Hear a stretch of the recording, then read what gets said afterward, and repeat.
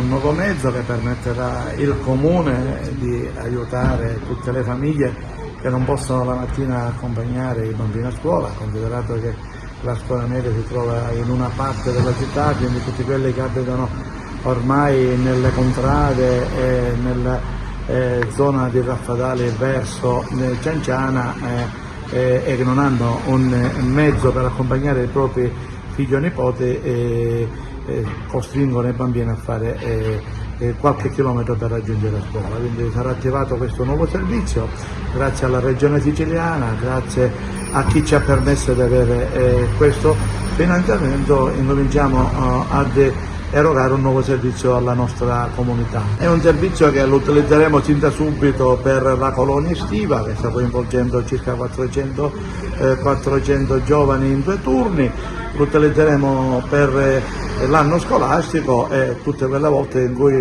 è necessario che il Comune utilizzi il mezzo dopo aver organizzato qualche manifestazione che coinvolge i giovani, i bambini o anche gli anziani.